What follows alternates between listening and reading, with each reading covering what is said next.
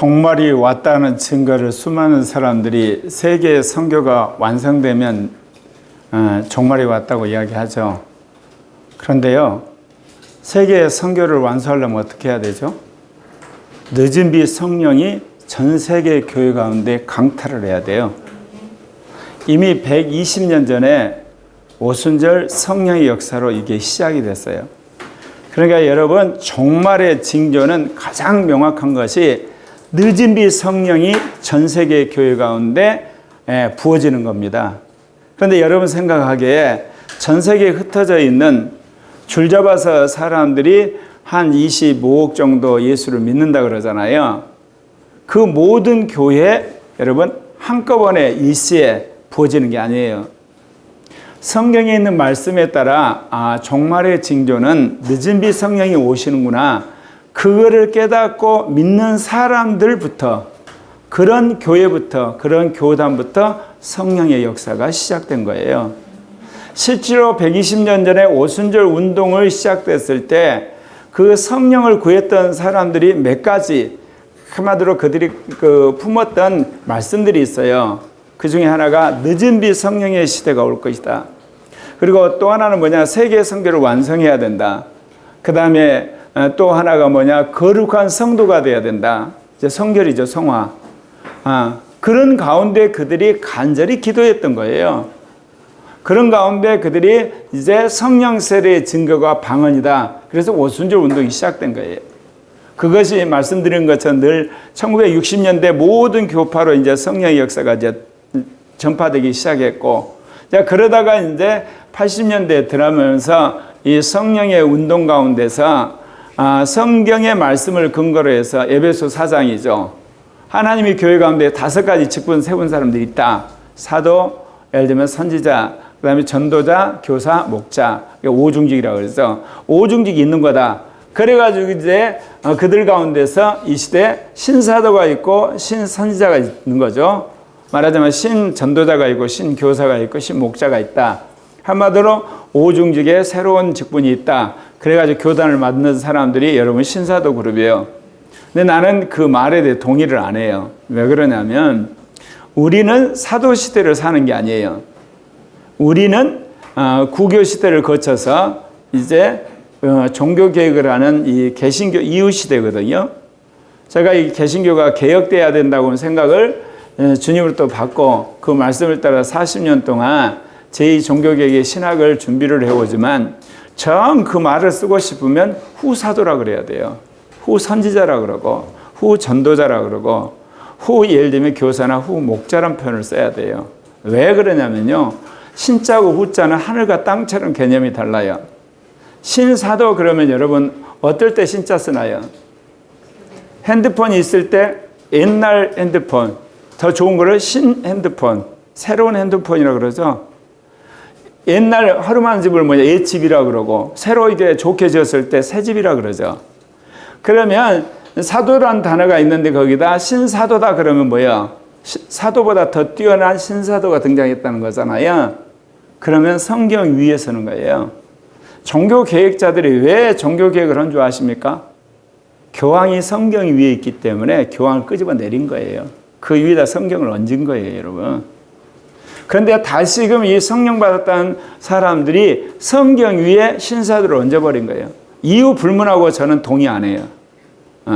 이런 사람들은 그대로 주장하게 되면 나중에 이단으로 갈 가능성이 큰 거예요. 왜? 성경을 왜 주셨는가도 모르는, 한마디로 영적으로 오만한 거예요. 무시거든지 오만한 둘 중에 하나예요, 여러분. 제가 성령 받고 나서 저도 고민 안 했겠습니까? 그때 주님이 그 이야기를 하는 거예요. 신사도라는 사람이 열심히 나름대로 설교를 하고 예를 들면 신학을 가르쳤어요. 근데 나중에 성경과 다른 게 밝혀지면 어떻게 되겠어요? 그건 누구의 영광을 가리운 거예요? 하나님의 영광을 가리우잖아요. 그동안 그가 가르친 모든 것들은 거짓이 되잖아요. 여러분, 올바른 진리가 성경에 있는데 굳이 신사도란 이름을 붙여가지고 그렇게 왜 설치고 돌아다니게요? 신선지자라고. 그 이유가 뭐겠어요? 종교적인, 한마디로 명예 때문에 그래요. 종교적 왕국을 세우고 종교적인 것들을 세우려고. 그러나 여기서 우리가 또 하나 조심해야 되는 것은 그런 신사도 운동을 비판하는 사람은 더 문제예요. 그런 사람들 영적으로 완전히 깡통이에요. 영적으로 너무너무 둔한 사람들이. 왜? 지금 늦은 비 성령의 시대에 들어와 있다는 사실도 모르는 거예요. 여러분, 늦은 비 성령의 시대가 와야만 오늘 말씀처럼 세계 선교가 완성이 돼요. 보시죠, 여러분. 초림에서 재림까지를 여러 가지 각도에서 시대를 나눌 수 있는데 이 성령 운동과 더불어서 시대를 저렇게 세 개로 나눌 수가 있어요. 사도 시대가 끝나고 속사도 시대가 되면서 이제 이른비는 끝났어요. 그럼 그 나머지는 뭐였어요? 말하는 것처럼 정치와 종교가 이제 일치돼가는 국가 기독교 시대가 이제 되어가는 거거든요. 그러다가 그것이 1945년 무렵에 이제 그런 국가 기독교 시대가 끝나가기 전에 주님이 1900년대에 이미 오순절 운동을 통해서 늦은비 성령의 시대 시작했어요. 그러니까 우리는 지금 늦은비 성령 시대 한 중간 무렵에 지금 와 있는 거예요. 전 세계적으로 성령 운동이 얼마나 강하게 일어나는지 몰라요. 제가 그랬죠. 5대양 6대주, 특별히 사람 살고 있는 6대륙 중에 가장 크리스찬이 많고 기독교 대륙이 어느 대륙이라고요? 기독교 대륙이 아프리카라니까요, 여러분. 여러분, 이제 유럽이 기독교 대륙이 아니에요. 유럽은 차라리 뭐냐, 오늘날 반기독교 대륙이라 할 만큼 기독교에 아주 적대적이에요. 그렇게 변해버렸어요. 그리고 또 기독교 대륙이 할 만한 그 대륙이 남미예요. 남미의 카톨릭이 이 오순절 운동으로 흔히들 말하는 개신교로 다 돌아오고 있어요. 예. 어마어마하게 돌아온 거예요. 그리고 이제 아시아에서 그런 영적 운동이 일어나 이 모든 것이 늦은 비 성령의 역사로 말미암아 그렇게 이루어지는 겁니다. 예, 여기 보면 알겠지만 여러분 이른 비 성령의 시대는 교회가 뿌리를 내렸어요. 그리고 국가 기독교 시대에 교회가 확장이 됐어요. 마지막 늦은 비 성령의 시대에 이제 교회가 추수를 하고 한마디로 모든 것들이 마무리가 돼요. 이제 그럴 거거든요. 성교가 완수되는데 여러분 한번 지도를 보시죠. 여기 보시면 알겠지만 예, 여러분 저기 나오는 초록색이 다 기독교 국가 내지는 기독교 문화죠. 나머지 이게 빨간색은 이슬람이고 그리고 여러분 분홍색은 힌두교고 그 다음에 여기 나온 것처럼 그 파란색은 불교권 라마교 그 다음에 이제 회색은 이제 중국인데 거기는 공산주의 유교 무교 모든 것이 짬뽕된 거잖아요. 네, 그렇게 되는데 여러분 이 아시아의 종교들이 여러분 와야 되고 예수 그리스도의 복음이 들어오지 않고 주님 오시겠어요? 오실 수가 없어요, 여러분. 그런데 여러분이 아신 것처럼 지난 이렇게 한 300~400년 동안 서양이 땡크 몰고 오고 함선 데려오고 그가 수많은 자본주의적인 그런 상업적인 물량 공세를 했는데 아시아가 복음화를 못 오고 기독교가 전부 패배해서 후퇴를 했단 말입니다. 그럼 이 대륙을 어떻게 해서 복음화하겠습니까? 여러분 가톨릭이 전도라든지 개신교 전도라는 것이 전부 뭐예요? 말하자면 물론 복음을 전하지만 그 복음에게 실어 나른 게 뭐예요? 총칼이었어요. 그리고 뭐냐 상업적인 돈이고 문명이었어요. 과학 문명. 근데 그것 가지고 이 아시아 종교가 없어지질 않았다는 것이 역사적으로 판명이 났어요. 그래서 하나님께서는 이 아시아에 있는 세계적인 종교를 완전히 허물어버리고 이 아시아 선교를 마무리 짐으로 세계 선교를 마무리하기 위해서 늦은 비 성령을 붓고 계시는 거예요. 근데 이 늦은 비 성령의 역사 가운데 중심에 있는 나라가 한국이에요. 제가 늘 이야기했죠. 한국에서요. 1907년 성령운동이 일어났는데 우리나라 성경이 완전히 신구약이 완벽하게 여러분 번역이 돼가지고 우리 손에 들은 것이 1930년대가 돼요. 그러니까 성경이 완전히 번역이 돼가지고 우리 손에 들어오기 전에 한국은 복음을 듣고 나서 쪽복음을 들었어요. 예를 들면 신약만 또는 이게 구약만 이제 이렇게 그런 상황에서 성령을 받은 교회예요. 그렇기 때문에 한국은 어떻게 보면 아시아에 있는 종교들 대부분을 극복해서 여기까지 온 거예요. 제일 먼저 싸운 게 뭐예요? 유교. 그 다음에 무당, 무교. 그 다음에 신도. 그 다음에 이제 해방에는 불교. 그 다음에 공산주의. 그 다음에 이제 오늘날 동성애 인권. 이제 나중에 하면 자본주의까지 싸우겠죠. 요즘 들어온 이슬람과도 싸우잖아요. 그렇기 때문에 하나님께서 이 한국에 성령을 물붓듯이 부으셔서 이 아시아 선교, 세계 선교의 마무리를 우리에게 맡기신 거예요. 그래서 하나님 코리아교를 택하셔서 그동안 40년 동안 저에게 이 제2 종교개혁의 신학을 정립하게 한 거고, 그 신학을 실현하는 방법이 뭐예요? 성령 충만 받으셔야 돼요. 그리고 성경의 말씀을 여러분의 말씀으로 육화시키셔야 돼요. 그리고 이 시대의 문화혁신의 앞장섬으로 이 일을 하나님이 이루시리라 믿어요.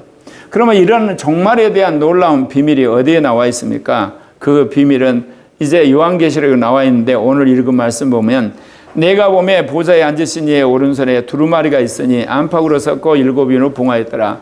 보좌에 계신 하나님은 형상은 없어요. 근데 당신이 필요하실 때 그런 모습, 보좌에 계신 분의 손이 나타나더니 그 손에 이제 책이 들려져 있는 거예요. 근데 그 책에 7인이 도장이 찍어져 있었어요. 그거는 뭐를 말하냐? 이제 종말에 대해서 계시를 하겠다는 거죠. 그러나 여러분이 성경에 보게 되면요, 예수님이 살아생전에 제자들로부터 그 질문을 받았잖아요. 종말의 때가 언제입니까? 그때 예수님이 한 이야기 있어요. 그날 그때는 아무도 모른다. 하늘의 천사도 모르고 아들도 모른다.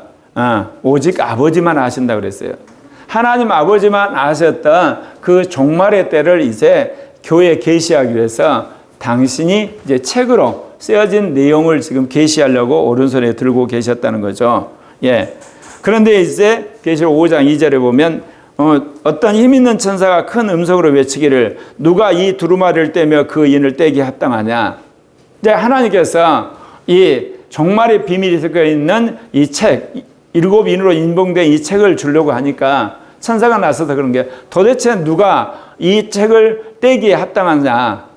그런 권세가 누가 있냐. 이제 그런데 이 사도 요한이 영가운데 지금 천국에 올라가 있잖아요. 예. 이 사도 요한이 보니까 하나님 오른손에 있는 이 두루마리를 받을 자가 아무도 안 보이는 거예요. 그래서 계시록 5장 3절에 보면 하늘 위에나 땅 위에나 땅 아래 능히 이 두루마리를 펴거나 볼 자가 없다. 그 이야기는 어때요? 하나님이 창조한 피조물 가운데 이 하나님이 기록하신 종말의 책을 펼 수 있는 권세 받은 자가 없다는 거예요. 그래서 하늘에나 땅 위에나 땅 아래 이것을 펴거나 이거를 읽을 자가 하나도 없더라. 그래서 요한이 슬피 울었다는 이야기가 나오잖아요. 왜냐하면 주님의 교회가 종말에 대한 비밀을 알고 준비를 해야 될 거 아닙니까? 그렇기 때문에 사도 요한이 지금 영가운데서 올라가 가지고 입신해서 이제 이 말씀을 듣는 거잖아요. 예. 여러분, 종말은 언제 이루어집니까? 예수님이 명확하게 그 말씀을 하신 거예요. 그래서 사람들이 늘 종말 그러면 세계 선교가 끝날 때라고 한 이유가 예수님이 하신 말씀 가운데 있기 때문에 그래요. 예수님이 이제 부활해 가고 제자들을 만났을 때요, 제자들이 또 궁금하잖아요. 왜냐하면 예수님이 부활해 가지고 가르친 말씀이 뭐냐면 하나님의 나라하고 성령 받으라였어요. 그때 이제 하나님 나라가 이루어지는 것을 아마 제자들이 가르쳤던 것 같아요. 근데 그 말씀 가운데 이스라엘이 회복된다는 이야기를 하셨던 것 같아요. 그러니까 제자들이 아니 그러면 이스라엘 언제 회복이 됩니까? 그랬더니 예수님이 때와 기한은 알 바 아니요. 너희는 뭐요? 열심히 세계 선교해라. 성령이 임하시면 권능을 받고 예루살렘과 온 유대와 사마리아 땅끝까지 증인이 되리라. 그러니까 결국 그 이야기가 대답인 거예요. 언제 종말이 옵니까? 종말 그거는 너희들이 성령을 받고 중동을 복음화하고 유럽을 복음화하고 북미를 복음화하고 남미를 복음화하고 그리고 오세아니아를 복음하고 아프리카를 복음하고 아시아를 복음하고 이스라엘을 복음하면 온다 그 이야기예요. 그게 그때 종말이다 그 이야기를 그렇게 말씀을 하신 거예요. 왜?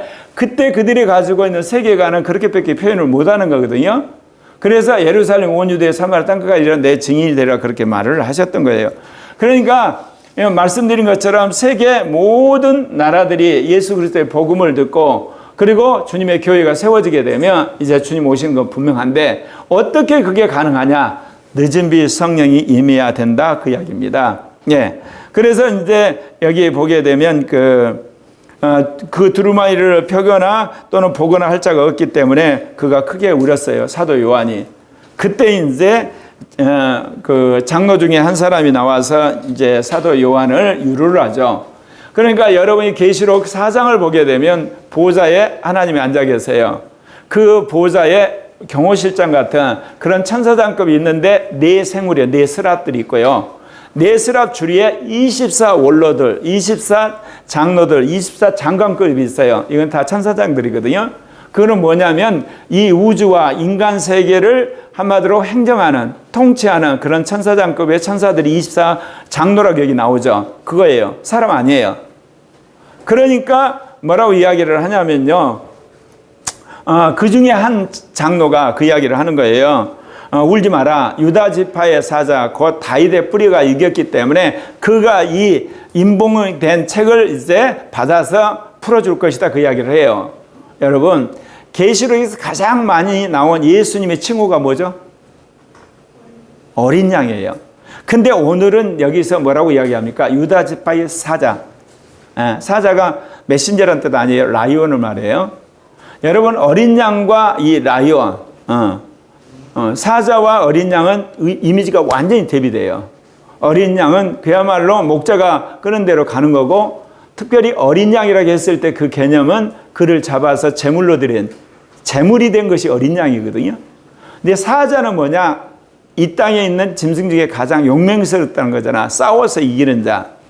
어린 양은 초림주의 표상이에요. 초림하신 예수 그리스도는 어린 양이고, 재림하신 예수 그리스도는 사자예요. 싸우러 오신 분이에요. 심판주예요. 그러니까 이 예수 그리스도가 십자가에 죽고 부활하심으로 사단과의 싸움에서, 죽음과의 싸움에서 이겼다는 거죠. 이겼기 때문에 이제 그분이, 이 예수님이 바로 하나님 손에 있는 인봉된 책을 그가 받아서 그거를 펴고 읽을 수 있는 권한이 있다고 이제 이야기를 하는 거죠. 이제 그 이야기를 해주니까 어때요? 그가 이제 너무너무 이제 기뻤죠. 근데 계시록 5장 6절에 보면요. 우리 함께 같이 읽을까요? 내가 또 보니 보좌와 네 생물과 장로들 사이에 한 어린 양이 서 있는데 일제히 죽임을 당한 것 같더라. 그에게 7뿔과 7눈이 있으니 이 눈들은 온 땅에 보내심을 받은 하나님의 7이다. 한 장로가 그래요. 유다 지파의 라이언, 사자, 곧 다윗의 뿌리가 이겼다. 딱 보니까 보좌와 네 생물과 24 원로들 사이에 한 어린 양이 있는데 일찍 죽임을 당하였다. 그래서 계시록에 보면 예수님에 대한 묘사를 할 때 죽임을 당했던 그런 표현을 자꾸 써요. 그건 뭐냐? 당신이 구속주였다는 거죠. 십자가에 죽고 당신이 부활함으로 만인과 그리고 만물을 구속하는 구속주다. 이제 어린 양이 계시는데 오늘 여기 보면 어때요? 그가 7뿔과 7눈을 가졌다 그래요. 여기서 7뿔 그러면 7교회 지도자들, 7교회 파송한 천사를 당신이 컨트롤한다, 쥐고 있다, 그런 뜻이 있어요. 그리고 7영이라는 것은 이제 예수 그리스도의 눈으로부터 7영이 이 지상에 온 거예요. 여러분, 계시록을 보면 하나님 보좌 앞에 7영이 있거든요. 그 영은 하나님으로부터 나오는 온 우주 만물을 창조하고 섭리하는 하나님의 7영을 말해요. 근데 그 하나님의 7영이 오늘 여기서는 어때요? 누구에게 나와요? 어린 양 예수의 눈에서 이 7영이 나와요. 그것은 교회에 부어진 성령을 말하는 거예요. 그래서 여러분, 교회에 성령이 부어진 최초의 사건이 어느 사건인지 아시죠? 네, 사도행전 2장 1절부터 4절에 나온 오순절 성령 강림 사건. 거기에 뭐라고 나냐면 호련히 하늘로부터 급하고 강한 바람 같은 소리가 있어 그들이 앉은 온 집에 가득하며 마치 불의 혀같이 갈라지는 것들이 그들에게 보여 각 사람 위에 하나씩 임하여 있다니 그들이 다 성령의 충만을 받고 그 영이 말하게 하심을 따라 다른 언어로 말하기 시작하니라. 하늘로부터 급한 바람이 이랬다. 이거는 창조의 영은 우주 만물을 이제 바람같이 움직이시는 거, 숨을 쉬는 거고, 그 다음에 불이 임했다 그러면 각 사람의 불이 임함으로 말미암아 세례 요한이 예언했던 불과 성령이 임한다는 걸 현실적으로 이루어졌다는 걸 말하는 거거든요. 그래서 그들이 성령을 받고 충만해져 가지고 여러분 오순절 날 복음을 전하게 되고 안전배기를 일으키고 죽은 자를 살리고 그리고 귀신을 쫓아내고 복음을 전했지 않습니까? 그 성령이 누구를 통해서 왔냐? 하나님 보좌 앞에 있는 7영이 아니에요. 예수 그리스도의 눈에서 나오는 하나님의 일곱 영, 성령이 믿는 사람들에게 오시는 거예요. 이제 그런데 이제 그 어린 양이 눈에 보였었는데 이제 어떻게 됐냐? 그 어린 양이 성큼성큼 가더니 아버지 오른손에 있는 그 임봉한 책을 딱 든 거예요. 그러니까 어떤 일이 벌어졌냐? 이제 하늘 천국뿐만 아니라 이 지구상 온 누리 가운데 놀라운 그야말로 찬양과 경배와 그 다음에 감사의 그런 향연이 벌어지게 됩니다. 첫 번째, 성도들의 기도가 향이 돼서 올라가요.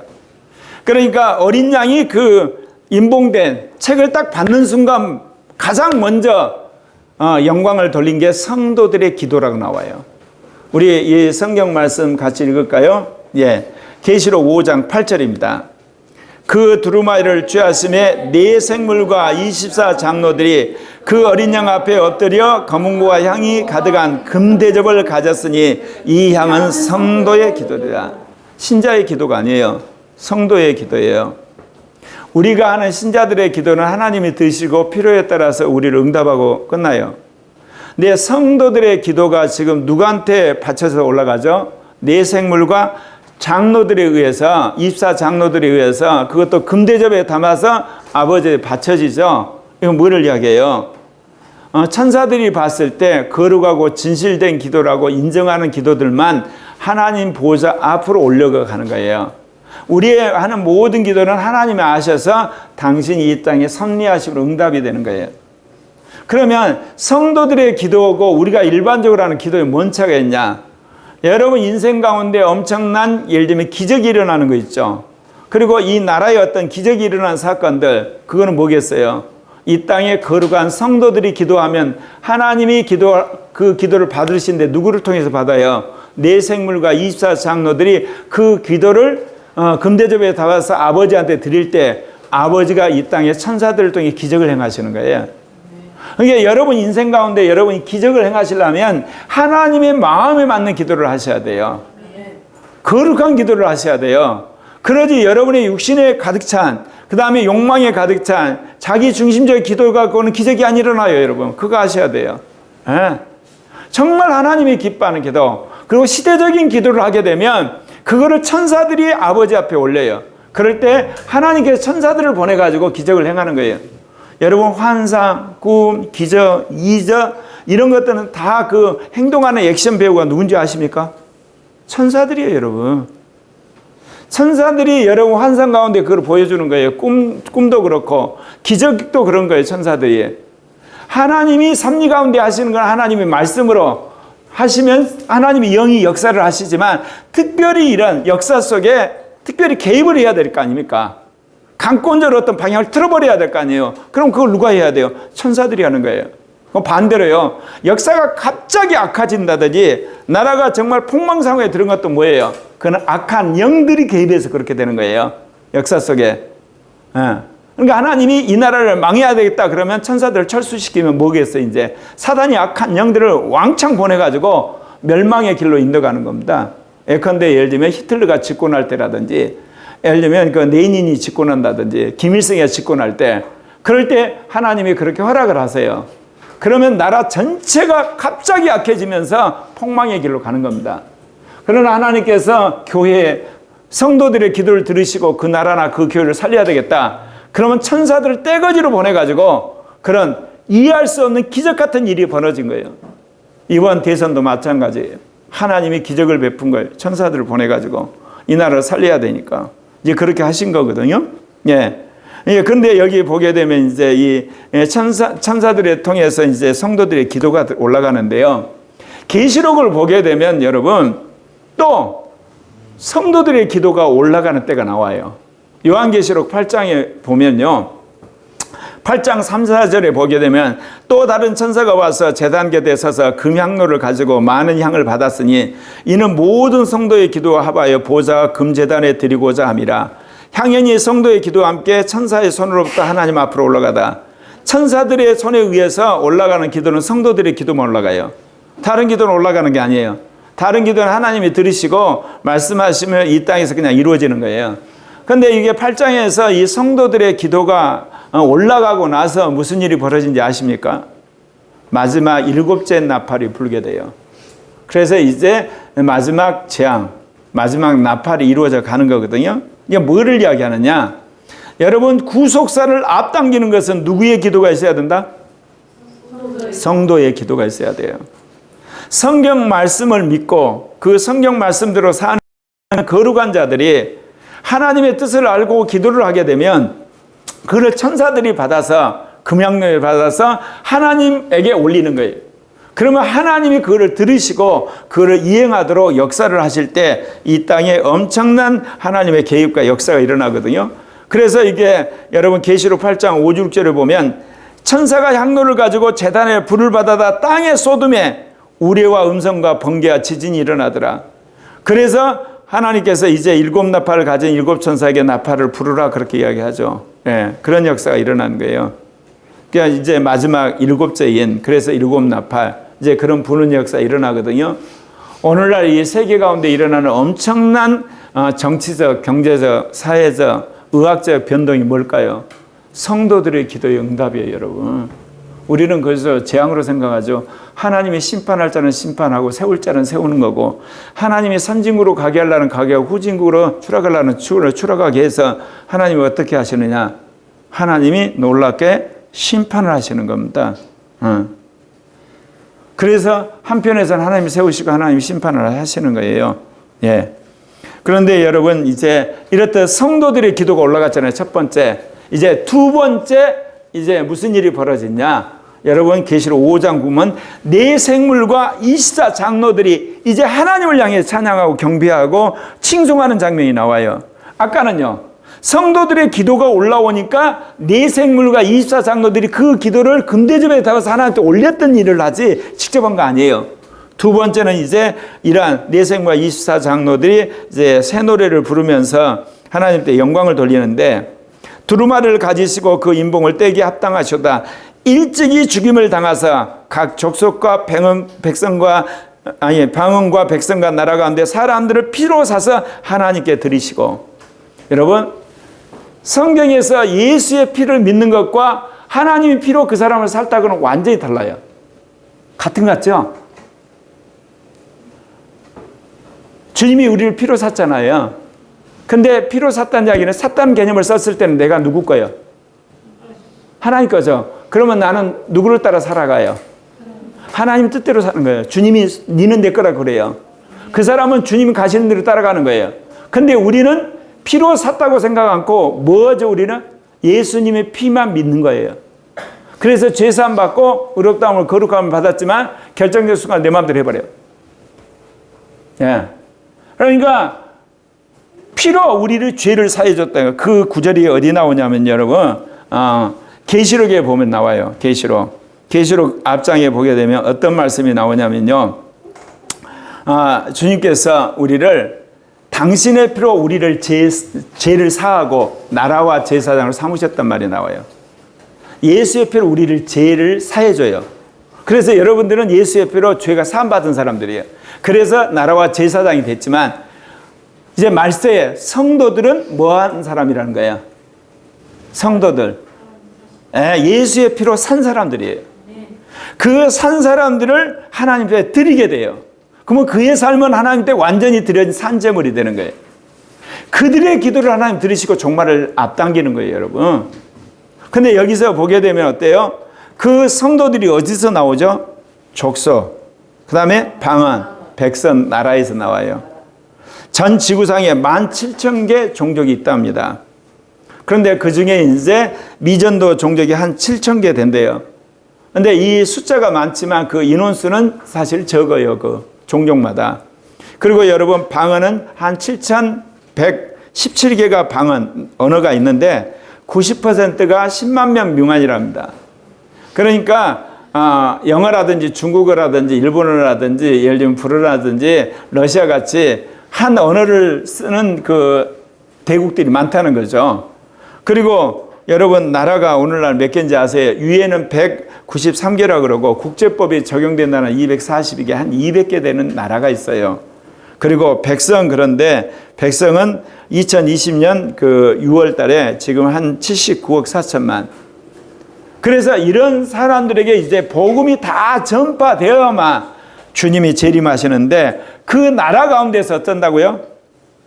예수의 피로 사가지고 하나님 앞에 드린 사람들, 그런 사람들을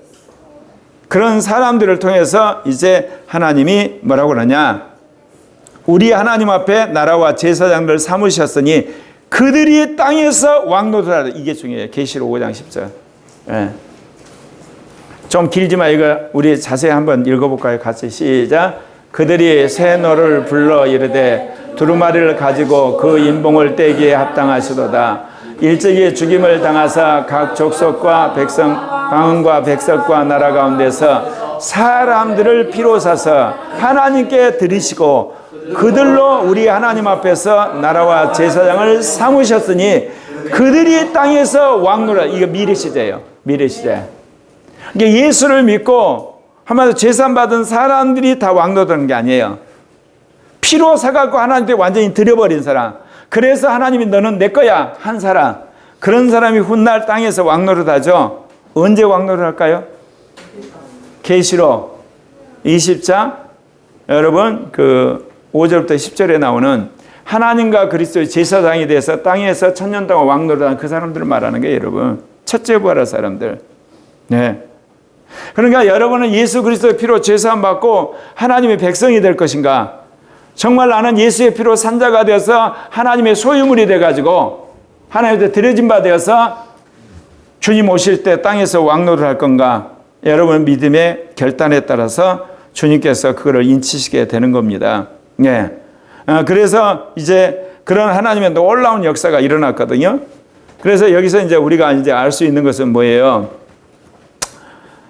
이런 하나님께서 이렇게 그 피로 사서 나라와 족속과 백성 가운데서 하나님 드리신 거잖아요. 바로 그것이 완성이 된 때가 어쩌냐? 계시록 7장 1절부터 나오는 14만 4천 명이에요. 그래서 거기에 여러분 계시록에 보게 되면 바로 그 내용이 나와요. 계시록 7장부터 7장 9절 10절에 보면 이후에 내가 보니 나라와 족속과 백성과 방언에서 아무도 능히 셀 수 없는 큰 무리가 나와 흰 옷을 입고 손에 종려가지를 들고 보좌와 어린 양 앞에 서서 큰 소리로 외쳐 부르되 이르되 구원하심이 보좌에 앉으신 우리 하나님과 어린 양이 있더라. 그러니까 14만 4천이 내가 이야기했잖아요. 유럽 사람들은 몽땅 오는 게 아니라고. 북미 사람도 있고 남미 사람도 있고 오세아니아 사람도 있고 아프리카 그 다음에 아시아 사람도 있어야 돼요. 아시아 중에도 예를 들면 동북아시아, 동남아시아, 중앙아시아, 남부아시아, 서남아시아. 그러면 결론적으로 어째야 돼요? 모든 나라들에게 다 복음이 전파돼야 돼요. 200개 나라에. 아까 말한 7,100개가 되는 방언들에게. 그리고 말씀드린 것처럼 한 17,000개 되는 종족들에게. 그리고 80억 사람들에게 복음이 들려져야 돼요. 다 믿는다는 거 아니에요. 그 중에서 믿는 사람들이 나와요. 그 믿는 사람 중에 완전히 주님의 소유로 인정받은 사람들이 있어요. 피로 사서 하나님께 드려버린, 자기를 산재물로 완전히 드려버린 사람들, 그런 사람들을 주님이 훗날 첫째 부활시키셔서 14만 4천을 주님께서 천년왕국에서 하나님과 그리스도의 제사장으로 왕노릇하게 하신다는 거예요. 예. 지금 누가 이 고백과 찬양을 하고 있냐면 네 생물과 장로들이 그렇죠. 이제 세 번째 하나님을 찬양하고 경배하고 감사를 드리는 그룹이 있어요. 그게 뭐죠? 예. 네 생물과 24상 장로를 둘러싸고 있는 천사들. 그 수가 만만이요 천천이라고 하는 천사들이 이제 찬양을 합니다. 요한계시록 5장 12절 13절을 보면 그렇습니다. 여기도 한번 천천히 읽읍시다. 시작. 내가 또 보고 들으매 보좌와 생물들과 장로들을 둘러싼 많은 천사의 음성이 있으니 그 수가 만만이요 천천이라. 큰 음성으로 이르되 죽임을 당하신 어린 양은 능력과 부와 지혜와 힘과 존귀와 영광과 찬송을 받으게 합당하도다. 지금 천사들이 지금 어린 양 예수를 찬양하는 거예요. 경배하는 거예요. 보면 여기 어때요? 능력과 부와 지혜와 힘과 존귀와 영광과 찬송을 받으게 합당하도다. 그렇게 하시는 거거든요. 여러분 히브리서에 보면 하나님이 맏아들을 세상에 보내실 때 당신이 천사를 부리시고 그래요. 이제 천사들이 어린 양 예수의 하나의 사역자들이고 불꽃이 되어서 당신을 섬길 뿐만 아니라 당신이 천사들을 데리고 와서 적그리스도와 악한 영들을 심판한 날이 올 것입니다. 그건 이제 마지막에 이제 네 번째, 누가 경배할 것 같아요? 자, 보세요. 성도들이 하나님 앞에 새 노래로 찬양을 했죠. 그 다음에 하나님 보좌에 바로 있는 네 생물, 천사장급이죠. 24 장로들, 오늘 24 장관들이죠. 그들이 이제 하나님 찬양을 했어요. 그러니까 그 둘러서 있는 이제 만만의 천천의 천사들이 찬양했어요. 그러면 찬양을 안 한 존재들이 딱 하나 남았죠. 누구예요? 예? 예. 자, 마지막은 뭐냐? 여기 나오잖아요. 내가 또 들으니 하늘 위에와 땅 위에와 땅 아래와 바다 위와 그 가운데 있는 모든 피조물이 이르러 보좌에 앉으신 이와 어린 양에게 찬송과 존귀와 영광과 권능을 세서 돌릴지어다. 자, 여러분은 성도의 반열에 쓰시겠습니까? 모든 피조물의 반열에 쓰시겠습니까? 이게 명확히 보여주는 거예요, 여러분. 여러분이 하늘 위에와 땅 위에와 그 다음에 땅 아래와 해 아래 있는 피조물 속에 들어가실 건가? 아니면 성도들의 반열에 서실 건가? 네. 지금 어린 양을 찬양하는데 가장 1순위가 누구냐? 성도들이에요. 2순위가 네 생물과 24 장로예요. 하나님 보좌 옆에서 경배하는 거 있죠. 그 다음에 천천만만의 천사들이에요. 마지막에 모든 피조물들이에요. 거기에 예수를 믿고 구원받았다고 하는 사람도 들어가요. 식물과 동물도 들어가요. 해와 달과 별까지 다 들어가요. 우리는 흔히들 영적인 세계를 모르니까 그렇죠. 여러분, 하나님이 지은 모든 피조물이 하나님을 찬양해요. 그리고 십자가에 죽고 부활한 어린 양을 찬양해요. 예. 한때 제가 아는 목사님이 희한한 경험을 했어요. 어느 집에 갔는데 금붕어 대화를 했는데 금붕어가 뭐라고 그러냐면 막내가 너무 우리를 괴롭힌다고. 일단 물어봤대요. 예, 막내가 이렇게 어항을 어떠냐 그랬더니 막내가 그럼 금붕어들이 어떻게 했어요? 갑자기 놀라겠죠. 이게 얘가 재밌으니까 하여튼 그 어항 옆에만 가면 해가지고 금붕어를 너무너무 이게 한마디로 말해서 힘들게 하는 거예요. 근데 목사님은 그런 게 아니고 저에게 방언받게 하는 전도사님이 그래요. 저기 삼각산 기도를 가는데 이 봄날에 가다가 뭐가 펴 있겠어요? 개나리가 펴 있는데 개나리가 자기한테 이야기하더래요. 우리는 하나님을 찬양한다고. 근데 내가 물어봤거든요. 그게 항상 일어나냐? 그러질 않아요. 하나님이 잠깐 보여주고 그만두게 하세요. 왜냐하면 그런 것들이 예를 들면 영적 우상이 되거든요. 그거는 우리 신앙에 있어서 만물이 하나님을 찬양하는 것을 알려주기 위해서 그런 희한한 체험을 한두 번 하는 거지, 거기에 여러분 매이게 되면 또다시 어때요? 악한 영에게 여러분 휘말리게 돼요. 제가 이 이야기를 하는 것은 이 모든 피조물이 하나님과 어린 양을 찬양한다는 걸 믿으시길 바랍니다. 그래서 오늘 이 말씀을 통해서 어때요? 어린 양이 뭐를 받으니까 일이 벌어졌죠? 예? 종말의 비밀이 적혀져 있는 7인이 있는 책을 받는 순간 이 일이 이루어진 거예요. 이제는 드디어 어땠다는 거예요? 종말이 이제 다가왔고 그 비밀이 드러남으로 말미암아 이제 하나님께서 종말의 모든 심판을 행하시겠다. 그러니까 이제 모든 아까 말한 성도들과 그 다음 네 생물과 장로들과 그리고 천사들과 그럼 마지막 하늘 안에서와 땅 위와 땅 아래와 바다에 있는 모든 피조물이 찬양했다. 이것을 통해서 주님 우리에게 말씀하신 바는 뭐예요? 어린 양 예수 그리스도는 인간을 구속하는 그런 구속주로 끝나는 것이 아니라 만물을 구속하시고 모든 피조물의 왕이시요 제사장인 걸 우리에게 보여주는 겁니다. 그렇기 때문에 여러분이 그분께 영광을 드리고 그분께 순종해야 될 줄 믿습니다. 그런데 사도 바울이 그 이야기를 했어요. 로마서 8장 21절에 제가 읽어드릴게요. 그 바라는 것은 피조물도 썩어짐의 종로로 단 데서 해방되어 하나님의 자녀들의 영광의 자유에 이르는 것이다. 지금 모든 피조물들이 탄식하고 있는 거예요. 하나님의 아들들, 거룩한 하나님의 성도들이 나타나서 자신들의 이 한마디로 썩어짐, 사단과 악한 영과 그리고 죄악과 그 모든 사망의 올무에서 해방되어서 정말 자유롭게 하나님을 찬양하는 날을 기다리고 있다, 그 이야기입니다.